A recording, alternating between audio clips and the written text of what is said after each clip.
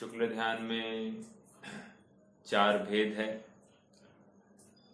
चार भेद में पहला भेद पृथकत्व, वितर्क, विचार अर्थात सविचार। दूसरा भेद एकत्व, वितर्क, अविचार। तीसरा भेद सूक्ष्म क्रिया प्रतिपाती और चौथा भेद विपरीत क्रिया निर्वर्तिनी। पहले भेद की बात ये आई है कि पृथकत्व, वितर्क, विचार। पृथकत्व मतलब भिन्न भिन्न, अलग अलग। वितर्क अर्थात श्रुत, विशेष रूप से तर्कना। विचार अर्थात संक्रांति, पलटा पलटी, गेयों की पलटा पलटी। यहाँ अर्थ संक्रांति होती है, व्यंजन संक्रांति होती है और योग संक्रांति होती है। अब कितनी मजे की बात है, देखिए ना। वहां पर मान लो व्यंजन संक्रांति है। व्यंजन संक्रांति मतलब क्या होगा? शब्दों का ज्ञान में झलकना होगा, राइट? शब्द ज्ञान में झलक रहे हैं और ऐसा होते हुए भी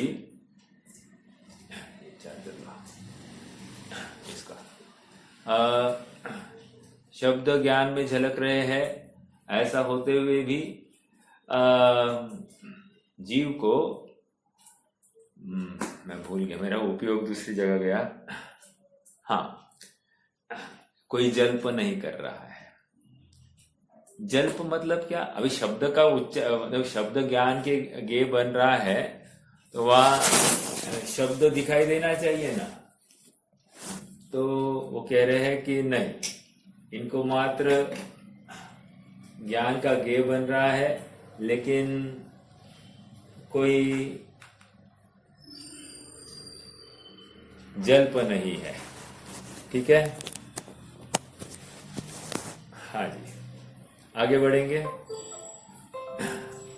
एक तो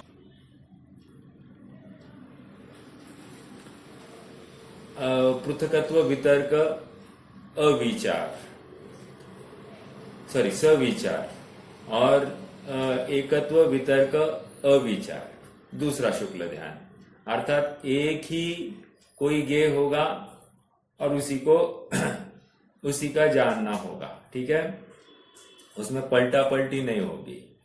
मान लो अर्थ अर्थात द्रव्य, जीव द्रव्य संबंधी ज्ञान का गे बन रहा है तो वही जानने में आएगा, उसकी कंटिन्यूटी रहेगी, बदलेगा नहीं। या फिर पुद्गल द्रव्य होगा तो पुद्गल द्रव्य ही जानने में आएगा, ऐसे ही होगा। देखो, जीव द्रव्य बोला तो आपको कुछ अलग से लगेगा नहीं। मान लो दूसरा गेय है, दूसरा द्रव्य जानने में आ रहा है, ऐसा होते हुए भी बस वो जानने में आएगा, वो बदलेगा नहीं। 12वां गुणस्थान अर्थात दूसरा शुक्ल ध्यान। और तीसरे में हमने देखा था कि सूक्ष्म क्रिया प्रतिपाती अर्थात सूक्ष्म क्रिया का भी जहां पर नाश होता है वो सूक्ष्म क्रिया प्रतिपाती। और चौथा विपरीत क्रिया निर्वर्तनी। अब आज हमको थोड़ा सा आगे बढ़ना था। कल हमने एक बात खड़ी करी थी कि सूक्ष्म क्रिया अप्रतिपाती, सूक्ष्म क्रिया प्रतिपाती की संधि जब हम करते हैं तो वो सूक्ष्म क्रिया अप्रतिपाती ऐसा निकलता है। तो अप्रतिपाती जब हम कह रहे हैं, इसका मतलब हो गया तीसरा और चौथा शुक्ल ध्यान वाले जीव अप्रतिपाती, अर्थात उस शुक्ल ध्यान में आया वाला जीव नीचे गिरता नहीं है। अप्रतिपाती स्पष्ट नाम ही है वहां पर। इस शुक्ल ध्यान में बैठे, देखो धर्म ध्यान में ऐसा कहीं कहा नहीं। हाँ, इसका मतलब वे प्रतिपाती है, लेकिन शुक्ल ध्यान में यहाँ पर कह रहे हैं कि ये अप्रतिपाती है। कहाँ से निकाला, थोड़ा सा अपन फिर से एक बार सूत्रों को देखते हैं तो फिर बात और समझ में आएगी।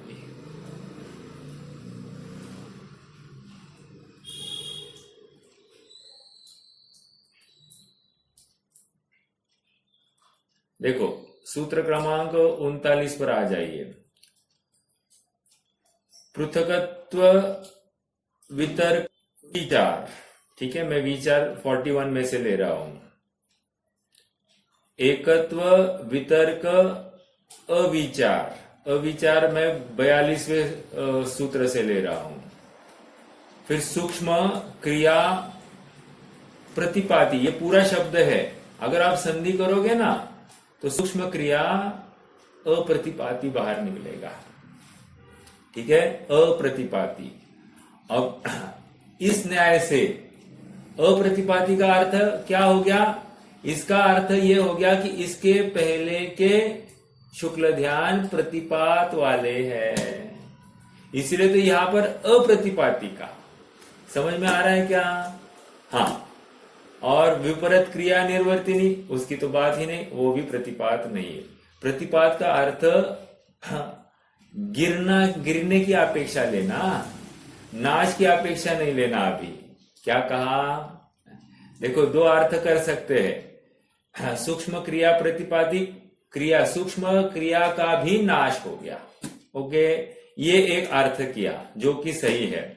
दूसरा अर्थ अपन ये कर रहे हैं, सूक्ष्म क्रिया अप्रतिपाती, संधि करके देख रहे हैं तो अप्रतिपाती जब कह रहे हैं तो अप्रतिपाती का अर्थ अब ये शुक्ल ध्यान वाला नीचे नहीं गिरता है, इसका मतलब पहले के दो नीचे गिर सकते हैं, ऐसा अर्थ निकल रहा है, ठीक है।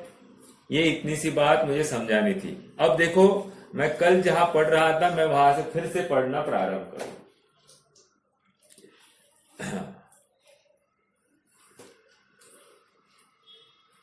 तीसरा सूक्ष्म क्रिया अप्रतिपाती मनोयोग वचन योग के संपूर्ण समाप्त होने पर ये था शुक्ल ध्यान किसे कहते हैं, उसके भेद और स्वरूप बताए, ठीक है।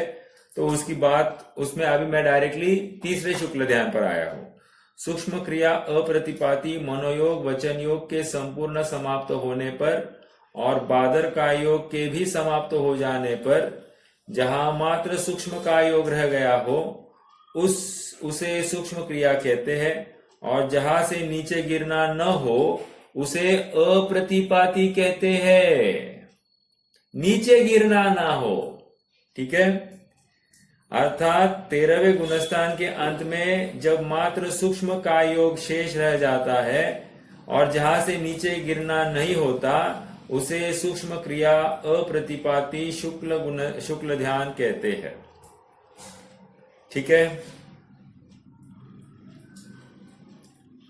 हाँ, ये महत्वपूर्ण बात हो गई। अब चौथा शुक्ल ध्यान विपरीत निर्वर्ती,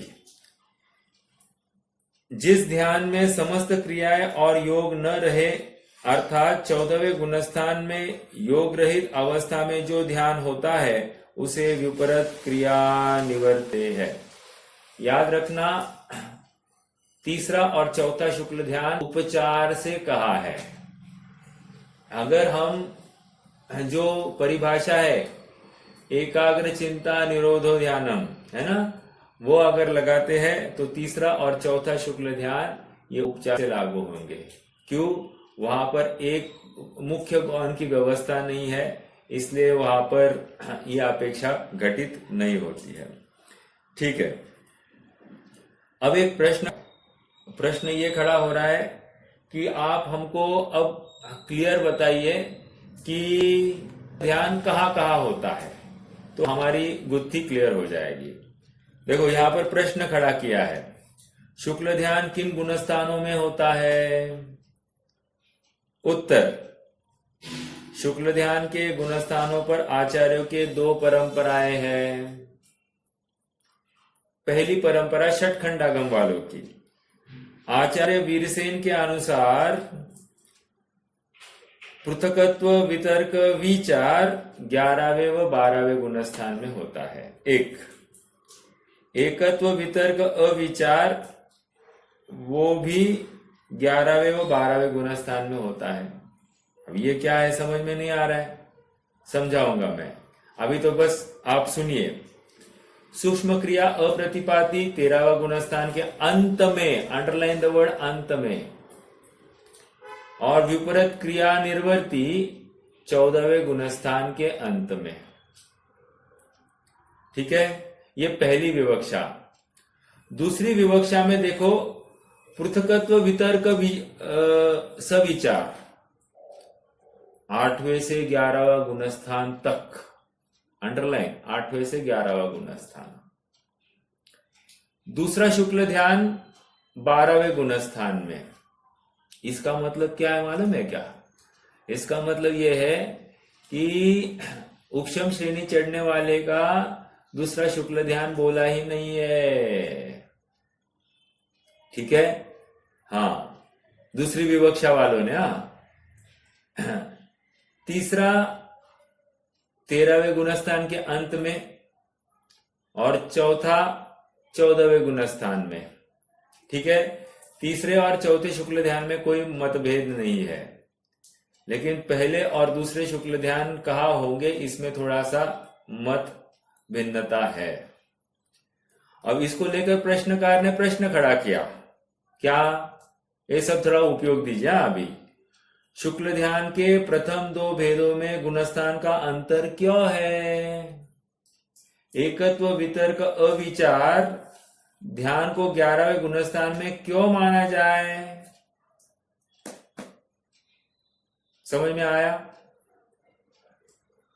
एकत्व वितर्क अविचार ध्यान को 11वें गुणस्थान में क्यों माना जाए, प्रश्न ये खड़ा कर रहा है। ठीक है, अब देखो उसका उत्तर। अभी धवलाकार की अपेक्षा लगाएंगे। धवलाकार क्या कह रहे हैं, थोड़ा सा इसको अपन पढ़ते हैं। देखो, आचार्य वीरसेन स्वामी, उनके अनुसार धर्म 10वें गुणस्थान तक कहा गया है। धर्म ध्यान 10वें गुणस्थान तक क्यों? कषाय जहां तक है वहां तक धर्म ध्यान। ठीक है, कषाय का अभाव वहां धर्म ध्यान का भी अभाव। ठीक है, जब तक कषाय रहेगी तब तक शुक्ल ध्यान नहीं होता, ऐसा क्लियर उनकी सोच है। जब कोई क्षपक श्रेणी वाला जीव 10वें गुणस्थान से 12वें गुणस्थान में आता है, ओके, 10वें गुणस्थान से 12वें गुणस्थान में आता है, तो उसके 12वें गुणस्थान में पहले पृथकत्व वितर्क विचार होगा। पृथकत्व वितर्क विचार पहले भाग में हो गया, 12वें गुणस्थान के पहले भाग में। ठीक है, आप यूं कहिए 12वें गुणस्थान का पहले भाग में पहला शुक्ल ध्यान, और तदुपरांत एकत्व वितर्क अविचार होगा, अर्थात 12वें गुणस्थान के दूसरे भाग में एकत्व वितर्क अविचार होगा। ठीक है, ये 12वें के दूसरे भाग में होगा। ये अभी पूरी धवलाकार की ये पूरी मीमांसा चल रही है, ओके, जो कि ज्यादा लॉजिकल लगती है। क्यों लॉजिकल लगती है मैं कारण दूंगा, अभी तो थोड़ा सुनिए। तो पहली बात क्या कही, पहला शुक्ल ध्यान 12वें के ये कोई क्षपक श्रेणी में चढ़ा है, तो 10वें तक तो उसको धर्म ध्यान ही था। जैसे ही 12वें में आया, 12वें में उसको क्या हो गया, 12वें में उसको हो गया पहले भाग में पहला ध्यान और दूसरा शुक्ल ध्यान। ठीक है, इसमें कोई प्रॉब्लम नहीं है। ठीक है, अब प्रश्न खड़ा हो रहा है क्या, अतः दोनों शुक्ल ध्यान 12वें गुणस्थान में होते हैं। ओके, यदि अब थोड़ा सा लॉजिक, यदि एकत्व वितर्क अविचार ध्यान को मात्र 12वें गुणस्थान में माना जाए, तो द्वितीय शुक्ल ध्यान वाले जीव भी अप्रतिपाती हो जाएंगे। Underline this word अप्रति। क्या कह रहे मालूम है क्या आपको, 12वें गुणस्थान से जीव नीचे गिरता ही नहीं, तो इस न्याय से दूसरा शुक्ल ध्यान भी अप्रतिपाती होना चाहिए, जो कि संभव नहीं है। क्यों? क्योंकि फिर ऐसा क्यों लिखते, सूक्ष्म क्रिया अप्रतिपाती, ऐसा क्यों लिखा? फिर 12वें गुणस्थान में ही पहले बोल देते ना, उसको ही अप्रतिपाती कर देते, अर्थात उसके आगे सब अप्रतिपाती है, ऐसा हो जाता। लेकिन ऐसा नहीं किया है आचार्य देव ने। दूसरे सूक्ष्म क्रिया अप्रतिपाती में अप्रतिपात लगाया है। इसका मतलब 12वां गुणस्थान प्रतिपाती है। सॉरी, दूसरा शुक्ल ध्यान, आई एम वेरी सॉरी, दूसरा शुक्ल ध्यान प्रतिपाती है। हो सकता है, प्रतिपाती होता ही है ऐसा नहीं, प्रतिपाती हो सकता है। अभी हो सकता है कैसे, कब हो सकता है? तो कह रहे कोई उपशम श्रेणी चढ़े ना, उस काल में उसके प्रतिपात संभव है।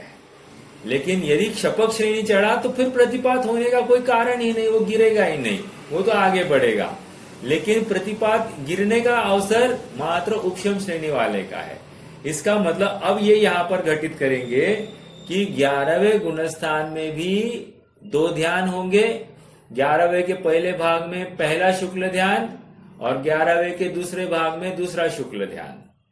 और फिर दूसरे शुक्ल ध्यान होने पर काल क्षय हो गया, 11वां गुणस्थान का काल खत्म, या उसमें या आयु क्षय हो गई, कुछ भी हो गया, ये डायरेक्टली गिर जाएगा। समझ में आया? तो शुक्ल ध्यान भी गिरने वाला है, शुक्ल ध्यान नहीं रहेगा, अब वो धर्म ध्यान होगा। तो ये अगर तर्क लगाते हैं तो प्रतिपात की संज्ञा भी घटित होती है, और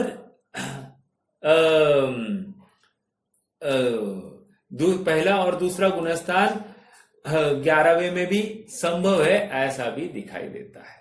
ठीक है, लेकिन पहली विवक्षा से ये दिखाई नहीं दे रहा था। वो क्या कह रहे हैं, 8वें से 11वें तक पहला शुक्ल ध्यान, 12वें में दूसरा शुक्ल ध्यान। समझ में आ रहा है क्या? 8वें से 11वें में आया, 11वें से वो आगे बढ़ेगा क्या? नहीं बढ़ेगा, डायरेक्ट नीचे आने वाला है। तो अब मेरा प्रश्न ये खड़ा होता है, यदि आप 11वें तक पहला शुक्ल ध्यान मान रहे हो और 12वें में दूसरा शुक्ल ध्यान मान रहे हो, तो मान लो कोई क्षपक श्रेणी चढ़ने वाला है, उसके आप कैसे घटित करोगे? आपको डायरेक्टली दूसरा शुक्ल ध्यान कहना पड़ेगा उसको, पहला शुक्ल ध्यान ही नहीं होगा, तो फिर ये बहुत बड़ा प्रॉब्लम होगा। इसलिए ये धवलाकार की ये विवक्षा सारे प्रॉब्लम को सॉल्व करती है। हाँ, क्योंकि ये दूसरी विवक्षा में क्या कहा था, 8वें से 11वें तक पहला शुक्ल ध्यान, 12वें में दूसरा शुक्ल ध्यान। बट अभी दूसरी विवक्षा से यदि हम आगे चले और कोई क्षपक श्रेणी चढ़ने वाला जीव होगा, तो उसमें आप कैसे घटित करोगे? घटित करना कठिन हो जाएगा, क्योंकि पहला शुक्ल ध्यान आप कहाँ घटित करोगे? आप कहोगे 8वें में, 9वें में, 10वें में, वहां पर घटित कर सकते हैं। लेकिन 8वें में, 9वें में, 10वें में घटित करोगे, 11वां तो है नहीं, डायरेक्ट 12वें में दूसरा शुक्ल ध्यान कहना, मतलब यहाँ पर फिर लॉजिक ये पड़ता है कि फिर दूसरा शुक्ल ध्यान को प्रतिपाती क्यों कहा गया? इतने इस पॉइंट के ऊपर हमको ये भी नक्की करना पड़ेगा कि 11वें गुणस्थान में फिर दूसरा शुक्ल ध्यान भी होना चाहिए। मात्र एक शुक्ल ध्यान मानना योग्य नहीं है, ऐसा फलित हो रहा है। समझ में आ रहा है क्या? तो दूसरी विवक्षा में जो कहा 8वें से 11वें तक पहला शुक्ल ध्यान, और फिर उसमें दूसरा शुक्ल ध्यान हो ही नहीं रहा है, वो गिर जाएगा। तो वो पॉसिबल नहीं है। क्यों? फिर दूसरा शुक्ल ध्यान यदि 12वें में मानेंगे, मात्र 12वें में मानेंगे, तो फिर वो अप्रतिपाती होगा, और अप्रतिपाती हो गया तो फिर सूत्र के अनुसार बात घटित नहीं हो रही है। इसलिए ज्यादा तर्क संगत बात वो 11वें में भी 2 शुक्ल ध्यान है, ऐसा मानना ही योग्य है। ठीक है, देखो मैं अभी पढ़ रहा हूं, यहां से फिर से पढ़ता हूं।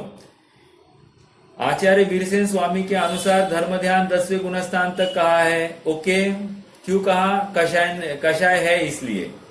जब कोई शपक श्रेणी वाला जीव 10वें गुणस्थान से 12वें गुणस्थान में आता है, मात्र क्षपक श्रेणी लाहा, कहा, उपशम श्रेणी की बात नहीं कही, तो उसके 12वें गुणस्थान में पहले पृथकत्व वितर्क विचार, अर्थात पहले, मैं अभी डायरेक्टली पहला गुण शुक्ल ध्यान दूसरा शुक्ल ध्यान कहूंगा। पहला शुक्ल ध्यान होगा, तदुपरांत दूसरा शुक्ल ध्यान होगा। अतः दोनों शुक्ल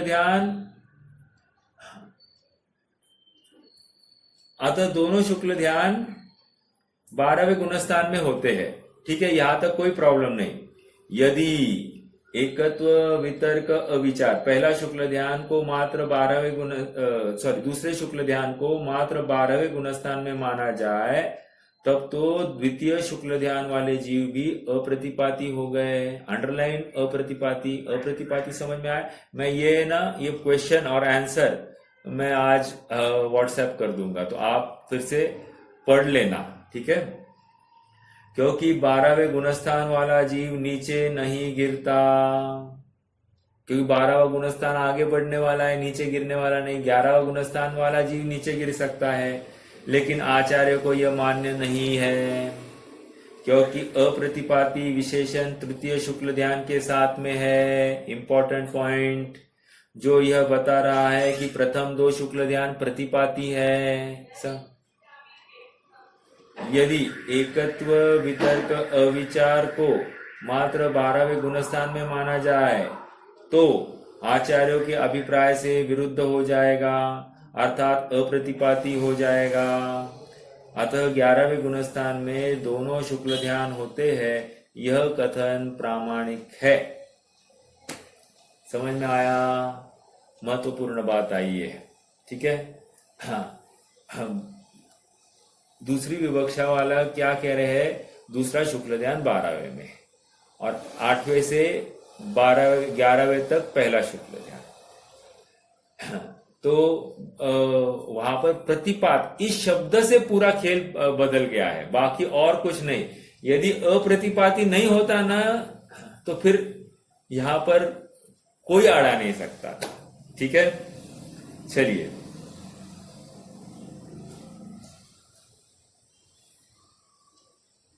एक प्रश्न और किया है, अच्छा प्रश्न है, सुनिए जरा। हाँ, शुक्ल ध्यान में जो अर्थ, व्यंजन और योग का पलटन होता है, वह बुद्धिपूर्वक है या अबुद्धिपूर्वक? वैसे मैं आप सबसे पूछूं तो क्या कहेंगे? आंसर कौन देगा?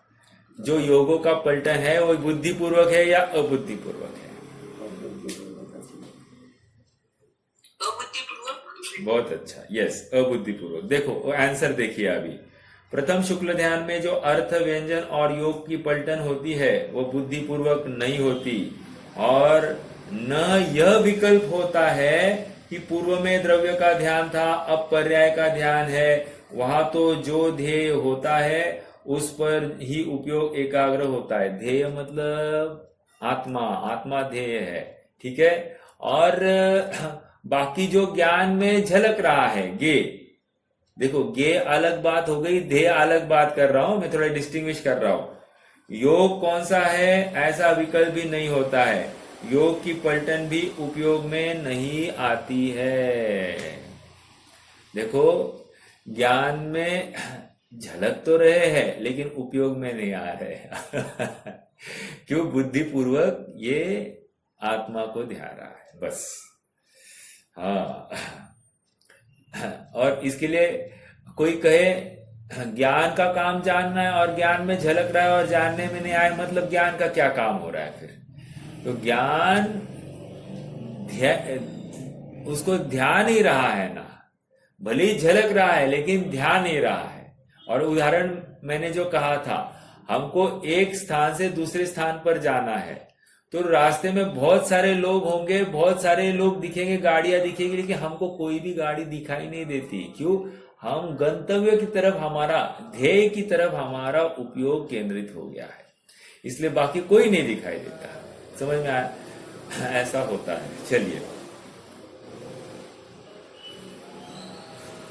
तो भैया जी वो कैसे बोल दिया किसी को द्रव्य कोई विचार कर रहा है, या फिर सिंकुनो का ही, या फिर का ही? हाँ, तो वो तो अबुद्धिपूर्वक पर्टिकुलर इसको कैसे समझ? देखो ये केवल ज्ञान गोचर प्रकरण है एक। अब केवल ज्ञान में ऐसा ही वस्तु का परिणमन झलका है कि भाई ये ऐसा ज्ञान में ऐसे गे झलकते रहते हैं और वे गे बदलते रहते हैं, ऐसा ही झलका है। तो वो जो हो रहा है सो बताया गया है। तो यहाँ पर हम ज्यादा अपनी बुद्धि नहीं लगा सकते कि कैसे वो होता है, लेकिन हो रहा है, ठीक है। क्योंकि क्षयोक्षम भाव है कि नहीं है 12वें गुण स्थान तक, तो एक सूत्र आया है, क्या है, स्वावरण लक्षण क्षयोक्षम लक्षण योग्यता ही प्रतिनियतम अर्थम व्यवस्थापयति। हाँ, तो स्वावरण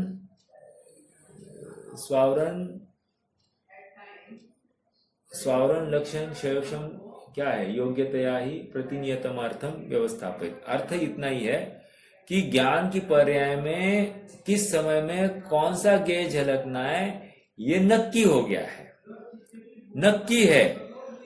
तो अब इसको तो हटा नहीं सकते, हटाएंगे तो विकल्प हो गया, विकल्प हो गया तो गया काम से, या इसी को देखते रहे ऐसा भी नहीं होगा।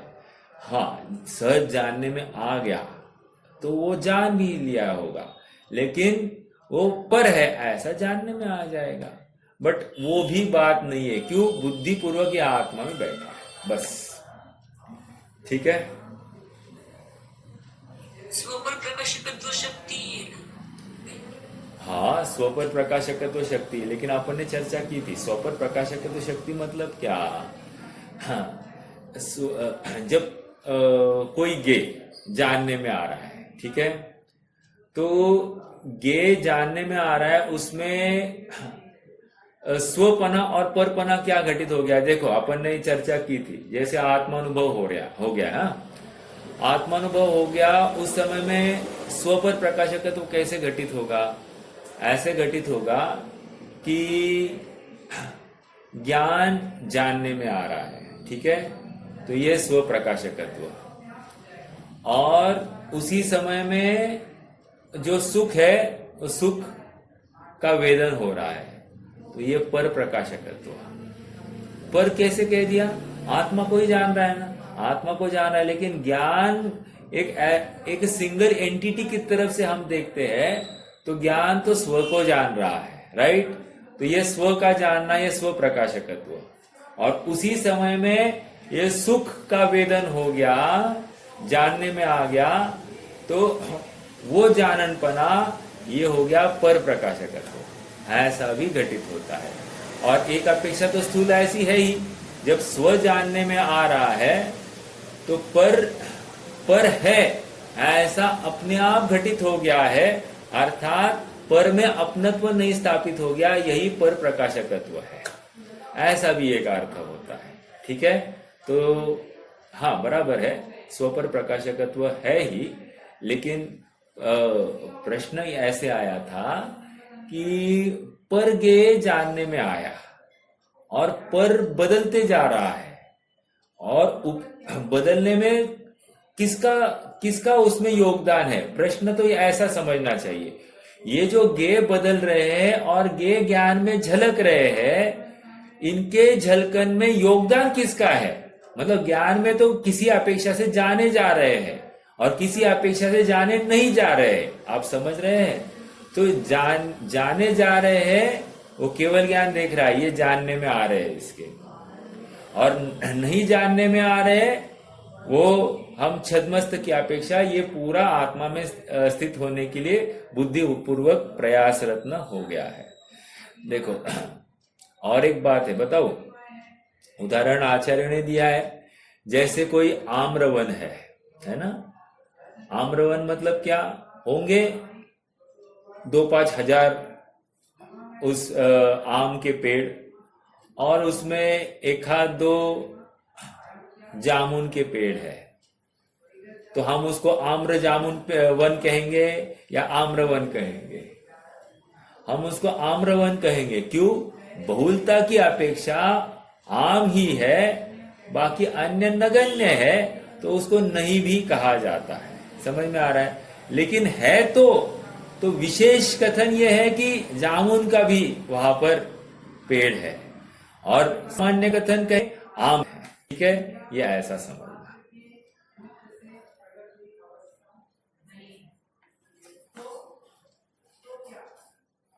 ठीक है, देखो और एक प्रश्न, अच्छा प्रश्न है।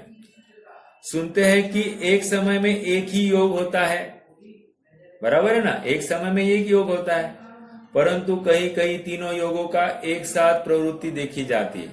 प्रवृत्ति मतलब मैं अभी सुन भी रहा हूं, मैं अभी बोल भी रहा हूं, और मैं अभी विचार भी कर रहा हूं, ठीक है। तो मनोयोग, वचन योग और काय योग तीनों एक साथ मेरे दिखाई दे रही है। ये तीनों कार्य, ये तीनों प्रवृत्ति साथ साथ दिखाई दे रही है, लेकिन योग तो एक है। तो उत्तर, तीनों योग को एक साथ प्रवृत्ति होवे तो हो, परंतु उस समय भी आत्मा का प्रयोग तो अथवा प्रयत्न तो एक ही योग रूप है। जिस समय में आत्मा का मन वचन काय में से जिस रूप प्रयोग होता है वही योग होता है, ठीक है।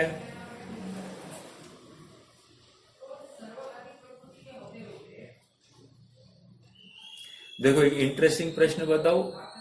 हाँ, पहले मैं भूमिका खड़ी करता हूं। देखो 13वां गुणस्थान है, 13वें गुणस्थान में क्या होता है, 13वें गुणस्थान के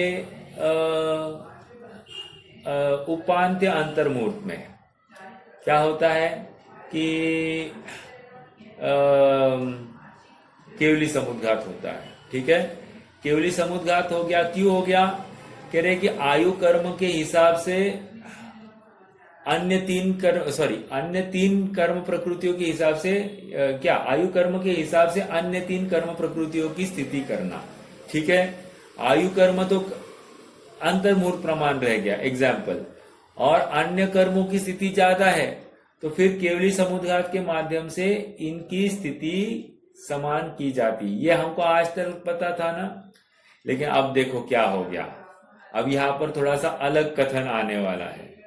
अब देखो ये, और जिसने लिखा है वो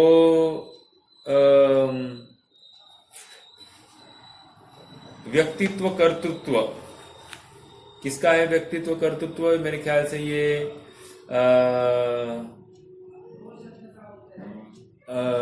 रतनलाल जी मुख्तार, इनका है रतनलाल जी मुख्तार, ठीक है। देखो क्या कह रहे हैं,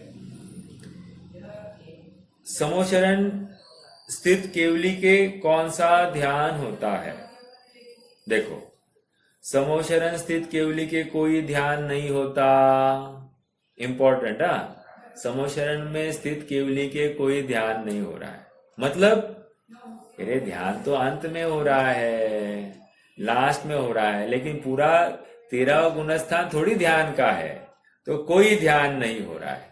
क्यों, ध्यान में हमको कोई ना कोई कार्य होता हुआ दिखाई दे, कार्य मतलब कोई कर्म निर्जरा होती हुई दिखाई देनी चाहिए, निर्जरा होगी तो ही ध्यान मानेंगे, ठीक है। आगे, वे केवली होते हैं, उनका उपयोग संपूर्ण द्रव्य पर्याय में उपयुक्त होने लगता है, इसलिए एक द्रव्य में या एक पर्याय में एकाग्रता का अभाव देखकर उनके ध्यान का अभाव कहा है।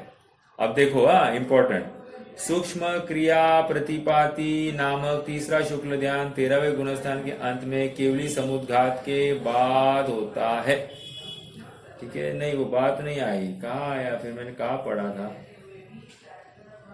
हाँ यस, ठीक है, ये समझ में आया। तीसरा शुक्ल ध्यान 13वें गुणस्थान के अंत में केवली समुद्घात के बाद होता है। हाँ, और एक बात आपको एक प्रोसेस समझाओ, केवली समुद्घात हो गया, केवली समुद्घात के बाद में क्या होता है कि अब तक 3 योग चल रहे थे, कौन से योग चल रहे थे, मनोयोग, वचन योग और काय योग, 3 योग चल रहे थे। अब क्या होगा, बादर मनोयोग, बादर वचन योग और बादर काय योग को सूक्ष्म मनोयोग, सूक्ष्म वचन योग और सूक्ष्म काय योग में कन्वर्ट किया जाता है, ठीक है। कृष्टि रचना होती है।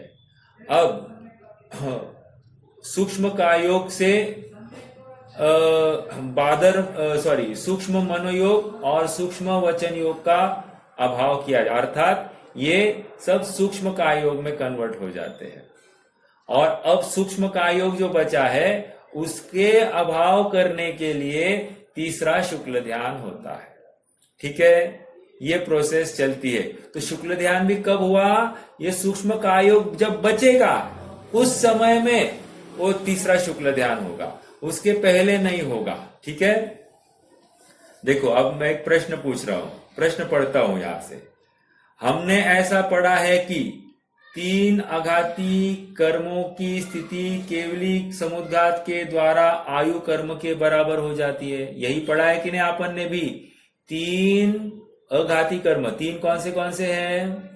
आयु को छोड़कर अन्य 3, वेदनीय, नाम और गोत्र, इनकी स्थितियां आयु के समान करनी है, इसके लिए केवली समुद्घात होता है। यही पढ़ा है कि नहीं आज तक?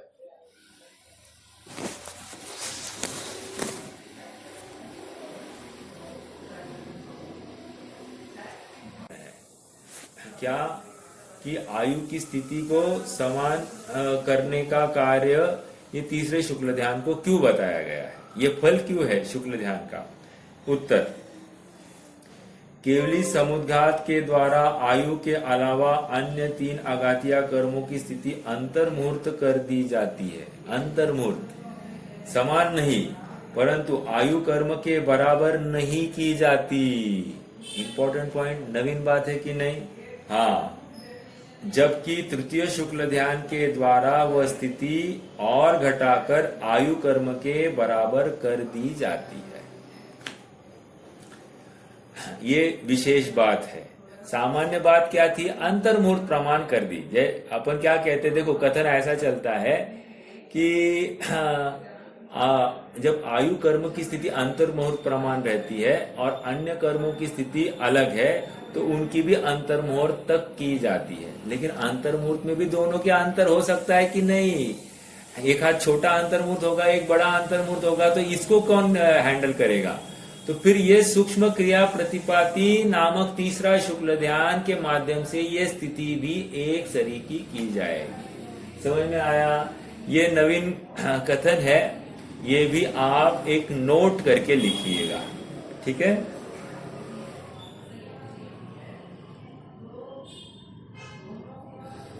शुक्ल ध्यान का फल क्या है? एक लास्ट प्रश्न आ गया। शुक्ल ध्यान का फल क्या है? पृथकत्व, वितर्क, विचार। शुक्ल ध्यान का फल उपशांत मोह गुणस्थान में आत्मा की स्थिति बनाए रखना। ठीक है, उपशांत मोह गुणस्थान, उपशांत मोह मतलब 11वें गुणस्थान में। एकत्व, वितर्क, अविचार का फल ज्ञानावरण, दर्शनावरण और अंतराय कर्म का नाश करना है। समझ में आया? किसका? ज्ञानावरण, दर्शनावरण, अंतराय का नाश करना है फल।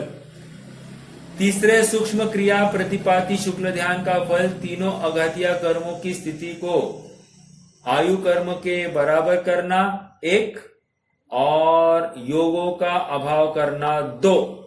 ऐसे 2 कार्य तीसरे शुक्ल ध्यान से हो रहे हैं। क्या क्या?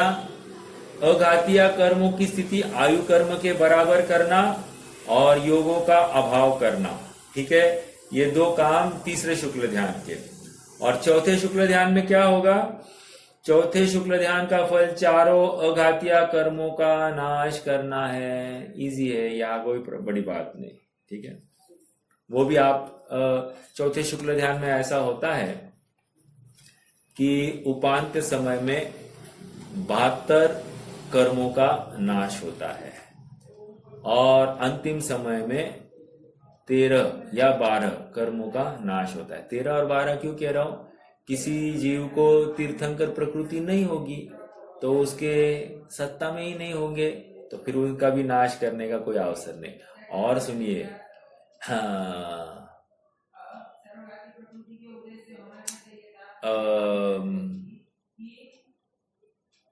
वो कौन से है? आहारक दिक भी होगी तो उनको गिनाएंगे, अगर नहीं होगी तो वो भी माइनस करने हैं। ठीक है, वो भी माइनस करने हैं। चलिए, सत्ता में ही नहीं हो आहारक, द्विक और तीर्थंकर, तो ये 3 कम कर देना। ठीक है, तो 10 ही का अभाव करने का योग बनता है फिर। चलिए, कोई प्रश्न है यहां तक तो रखिए। अपना ध्यान का प्रकरण हो गया है।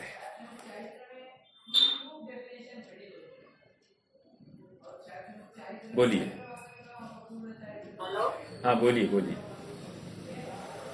कर्मे गुणस्थान में एक वितर्क विचार होता है, फिर उसके बाद मतलब उसके एंड में केवल ज्ञान की प्राप्ति होती क्या? हाँ, उसका फल ही केवल ज्ञान है। अर्थात देखो, ज्ञानावरण, दर्शनावरण और अंतराय, इनका नाश दूसरे शुक्ल ध्यान से होगा। फिर केवल ज्ञान प्राप्त होने के बाद में कोई ध्यान नहीं रहता? कोई ध्यान नहीं रहता, क्योंकि ध्यान का फल क्या है, वह दिखाई देना चाहिए, कुछ ना कुछ दिखाई देना चाहिए। तो कोई कर्म का नाश नहीं है, कुछ नहीं है। तो 13वें गुणस्थान के अंत में वहां पर आयु कर्म के समान स्थिति अन्य 3 घातियों की करना, ये एक काम हो गया। और दूसरा, वहां पर योगों का अभाव किया। 2 ऐसे 2 काम दिखाई दिए, इसलिए वहां पर शुक्ल ध्यान कहा, तीसरा शुक्ल ध्यान। पूरे 13वें गुणस्थान में शुक्ल ध्यान नहीं कहा। महत्वपूर्ण बात है। हाँ, फिर वो शुक्ल ध्यान को उतरने के अंत में शुक्ल ध्यान हो रहा, तो वो बुद्धिपूर्वक होता है या अबुद्धिपूर्वक? मैं बार बार यही कह रहा हूं, तीसरा और चौथे शुक्ल ध्यान को उपचार से बताया गया है ध्यान। सचमुच ध्यान, अगर ध्यान की परिभाषा एकाग्र चिंता निरोधो ध्यानम कहेंगे तो ये बात घटित नहीं होती है। ठीक है, उपचार से कहा गया है। ठीक है, हाँ। और यदि ध्यान चारित्र गुण का परिणमन ही मानते हैं तो फिर वहां पर ध्यान हम कह सकते हैं, प्रत्येक समय में ध्यान है, ऐसा लगाया जा सकता है। ठीक है, और यदि ज्ञान गुण का परिणमन मान रहे हैं अपन, तो फिर ये अपेक्षाएं नहीं घटित हो रही है। ठीक है, क्योंकि जो कर्मों की स्थिति बराबर करना रहता, आयु स्थिति, आयु कर्म की वगैरह जो, तो वो उसमें फिर मतलब वो बुद्धिपूर्वक होता होगा ना, कि ऐसे सहज ही हो जाता होगा? सहज होता है, बस। वहां बुद्धि, अरे 13वें गुणस्थान में बुद्धि कहाँ है? 13वें गुणस्थान में बुद्धि नहीं न रही। अब वे तो 3 लोग 3 काल को जानने वाले हो गए। अब करने योग्य कुछ भी नहीं रहा है। देखो, रत्नगण शावकाचार में आपने अरहंतों के 8 गुण वो लिखे गए हैं। श्लोक मालूम याद है? 8वां श्लोक, परमेष्टि, परम ज्योति, विरागो, 7वां है, कहा गए?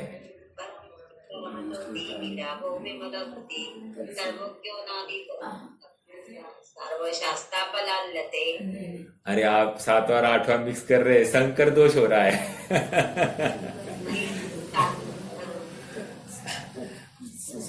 देखो, वह अरहंत के वो जो वाणी है उसको कोई बाधा नहीं कर सकता, वो उसमें हो रहा है। देखो, कृति आया है लास्ट में।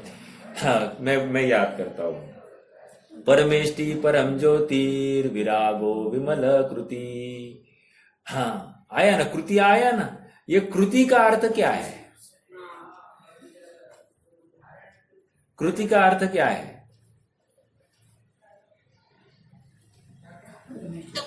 कृत्य हो गए, पूर्ण हो गए। परमेष्टि परम ज्योति विरागो विमल कृति सर्वज्ञानादि मध्यांत सार्वशास्त्र। हाँ, बराबर कहा था आपने, सर्वज्ञानादि मध्यांत सार्वशास्त्र पदाल्यते, बराबर कहा था, मैं गलत था। ठीक है, हाँ, कृति का अर्थ यह है कि करने योग्य सब हो गया है, करने योग्य सब हो गया है।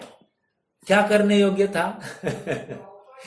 अरे करने योग्य घाती कर्म का अभाव जो था वो हो गया है। अब अघाती कर्म का कुछ भी नहीं किया जा सकता, नहीं कर सकते, ऐसा ही है। ठीक है, अगर करना होता तो फिर 1 कोटि पूर्वक क्यों बैठते, जाते ना इमीडिएटली आगे। समझ में आ रहा है क्या? वो भरत आके निकल के गया और ये बैठे हैं अभी तक आदिनाथ, तो उनको ऐसा भाव होगा, अरे ये तो मस्त पे घूम के आया, 96,000 6 खंड सब करके आयश करके आया और ये मेरे से पहले निकल गया, मैं तो इससे पहले बैठा हूं ध्यान में। और फिर अगर ध्यान मानेंगे तो मैं पहले बैठा हूं, ये बाद में बैठा, ये मेरे से पहले कैसे गया? ये प्रॉब्लम है कि नहीं? तो यही मानना योग्य होगा कि ध्यान नहीं है। समझ में आ रहा है क्या? हाँ, करने योग्य सब हो गया है। 4 घाती कर्म का अभाव इतना ही बुद्धिपूर्वक प्रयास से किया जा सकता है। अघाती कर्मों का कुछ भी बुद्धिपूर्वक नहीं होता।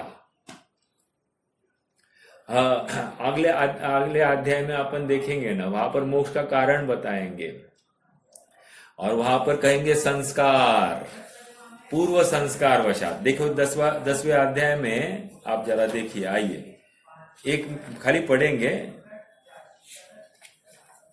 10वें अध्याय का। हाँ, पूर्व प्रयोगात, 6वां सूत्र, पूर्व प्रयोगात। पूर्व प्रयोग का अर्थ उन्होंने देखो दृष्टांत दिया, घुमाया हुआ कुम्हार का चक्र। अभी घुमाया हुआ कुम्हार का चक्र कब घुमाया है? पहले घुमाया है, अभी भी घूम रहा है। तो वैसे ही यहां पर भी लगा रहे, पूर्व जो उपार्जित किए हैं ना कर्म, वे अभी भी उदय में आने वाले हैं। अब इसका कुछ भी बुद्धिपूर्वक कर्तव्य नहीं रहा। ठीक है, हाँ, और क्षयक्षम भाव भी नहीं है। शायक्षमिक भाव क्यों नहीं है? क्योंकि शायिक भाव प्रकट हो गया है और मन नहीं रहा। भाव मन नहीं है, द्रव्य मन है, तो भाव मन नहीं होने से अब सोचना नहीं पड़ रहा है। यहाँ पर छद्मस्त अवस्था में सोचना पड़ता था, अब यहाँ पर सोचना नहीं पड़ रहा है। ठीक है, ये काफी अंतर है, तो इसलिए वहां पर ध्यान नहीं कहा गया है। चलो आगे बढ़ना है, अगले सूत्र की तरफ आते हैं। आज मात्र थोड़ा सा प्रारंभ करते हैं और फिर अपन कल उसकी चर्चा करेंगे।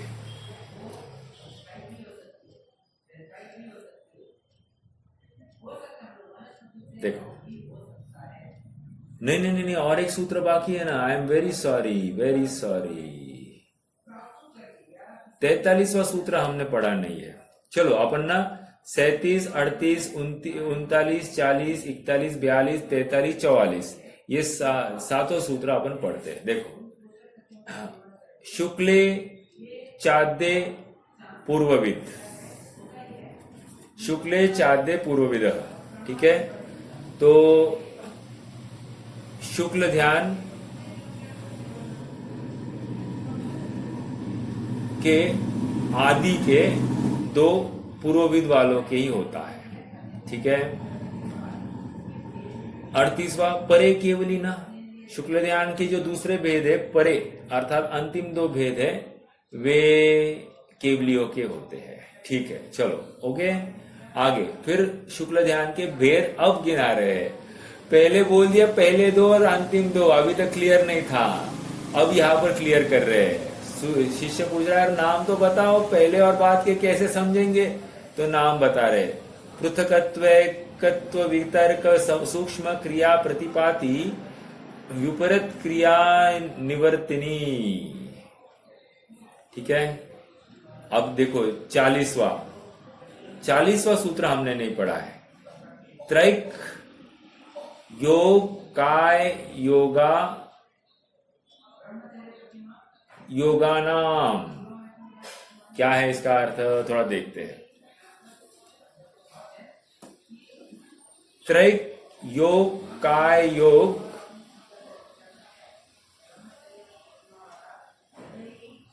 अयोगानाम। देखो, वे 4 ध्यान क्रम से 3 योग वाले त्रय, त्रय मतलब 3, एक, त्रैक है ना, त्रैक, त्रैक में संधि करिए, त्रि अधिक एक। तो पहले शुक्ल ध्यान में 3 योग होते हैं, ठीक है। मात्र योग की बात कर रहे हैं, हाँ। अगर हुए तो की बात है, होने ही चाहिए ऐसा नहीं। या यूं लगाइए, 3 योग वालों के पहला शुक्ल ध्यान होता है, ऐसा लगाइए। फिर एक योग वाला, एक योग होगा दूसरे शुक्ल ध्यान में, और तीसरे शुक्ल ध्यान में काय योग, मतलब सूक्ष्म काय योग होगा, ठीक है। देखो यहां से भी एक बात फलित हो रही है, ध्यान नहीं होता है इस बात को और फलित कर रहे हैं। यदि हम तीसरे शुक्ल ध्यान में मात्र काय योग मानेंगे, देखो 13वें गुणस्थान में कितने योग होते हैं?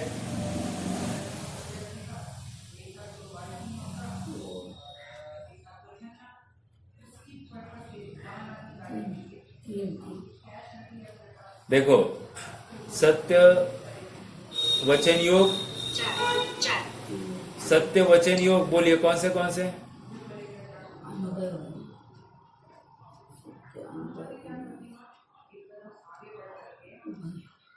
देखो देखो मैं बताता हूं। सत्य वचन योग, अनुभव वचन योग, सत्य मनोयोग, अनुभव मनोयोग है क्या? और कौन सा है? काय योग, ठीक है।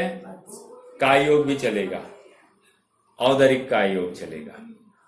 तो ये इतने तो 5 है, और 5 को संक्षेप में करेंगे तो 3 होंगे ही होंगे ना। तो मन वचन काय चल रहा है अभी।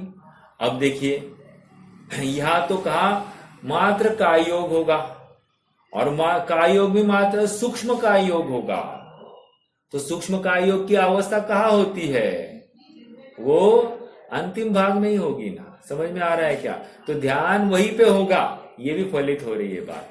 पहले नहीं होगा, ये बात इस सूत्र से भी फलित हो रही है, ठीक है। हाँ जी। और अयोग के क्या होता है?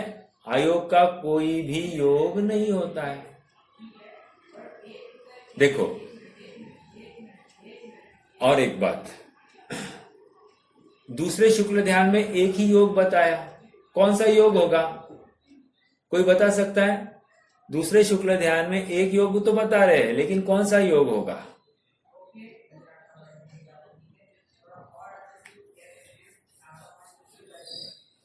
काय योग, काय योग होगा? नहीं ना, ऐसा कोई जरूरी नहीं है। कोई भी एक योग होगा, ठीक है। जरूरी नहीं है काय योग ही होना चाहिए। तीसरे में नियम से सूक्ष्म काय योग ही होगा, लेकिन दूसरे का ऐसा कोई नियम नहीं है। ओके। और एक बात और देखो, सोचिए थोड़ा सा, एक योग भी एक योग होगा, ठीक है ठीक है, ये तो होने दो। योग अलग बात है, और वहां पर योग संक्रांति। देखो और एक बात, हाँ थोड़ा सा विशेष, योग अलग चीज है और योग संक्रांति, व्यंजन मतलब योग संक्रांति अलग चीज है। क्या अंतर है दोनों में?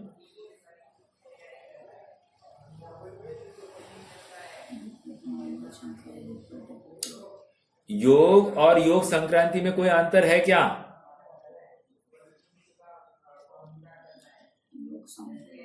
योग संक्रांति में उपयोग पलटते रहता है ना।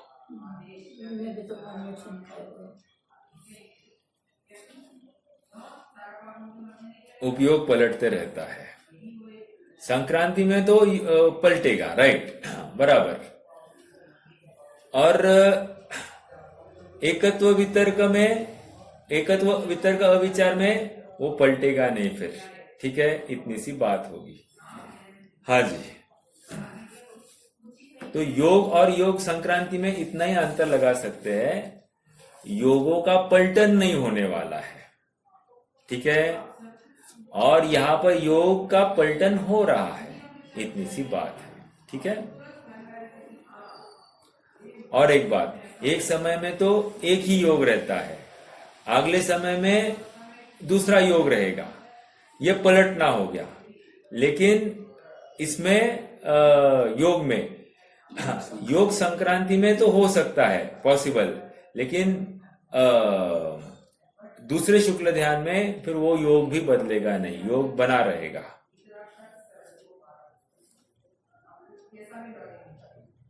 चलो आगे बढ़ना है। आइए 45वां सूत्र देख लेते हैं। ये 40वां सूत्र में हमने ये देखा कि जो 4 शुक्ल ध्यान है उसमें से पहला शुक्ल ध्यान 3 योग वाले, अर्थात वहां पर तीनों योग संभव है। दूसरे शुक्ल ध्यान में एक योग संभव है और तीसरे शुक्ल ध्यान में मात्र सूक्ष्म का योग इतना ही संभव है और चौथे में तो योग ही नहीं है। ठीक है, तो ये भी एक बार समझना।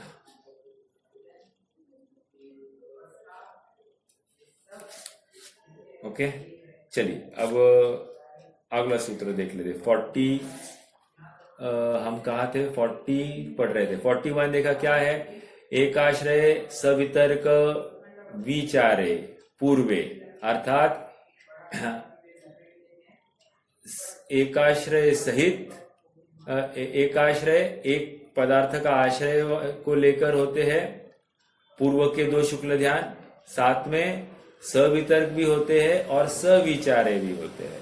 तो सवितर्क मतलब क्या?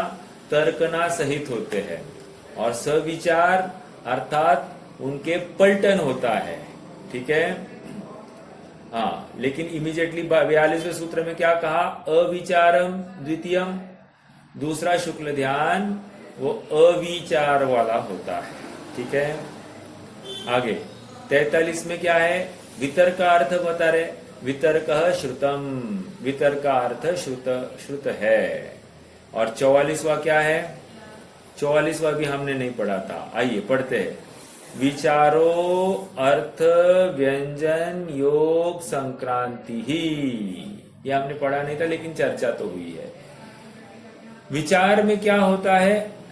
विचार में होता है योग संक्रांति, व्यंजन संक्रांति और अर्थ संक्रांति।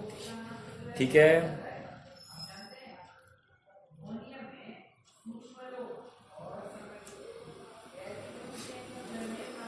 हाँ जी,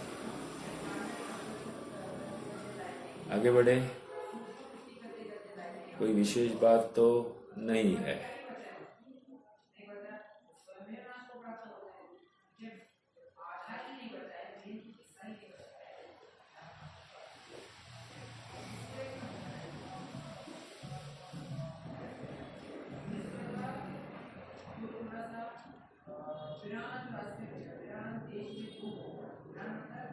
आइए अब 45वां सूत्र देखते हैं। बस पढ़ते हैं, आज तो समय हो गया है। देखिए, सम्यक दृष्टिर श्रावक विरतानंत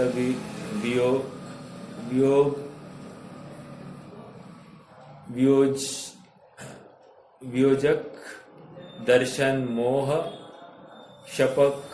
शपकोपशम कोपशांत मोह क्षपक क्षीण मोह जिनाह क्रमशो संख्येय गुण निर्जराः।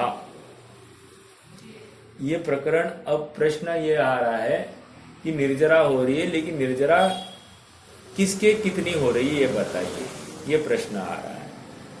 तो यहां पर अंत में देखिए, असंख्येय गुण निर्जरा ऐसा शब्द आ रहा है।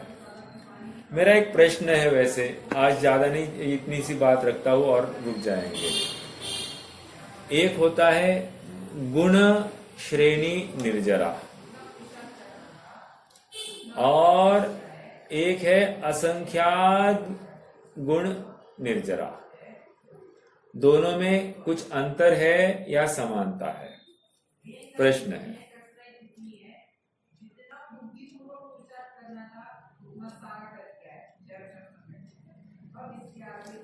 देखो, गुण श्रेणी निर्जरा और गुण असंख्यात गुणी निर्जरा, इसमें अंतर थोड़ा सा है। हालांकि दोनों में निर्जरा तो हो रही है, लेकिन गुण श्रेणी निर्जरा में क्या हो रहा है कि गुणाकार रूप से निर्जरा हो रही है, अर्थात मल्टीपल्स।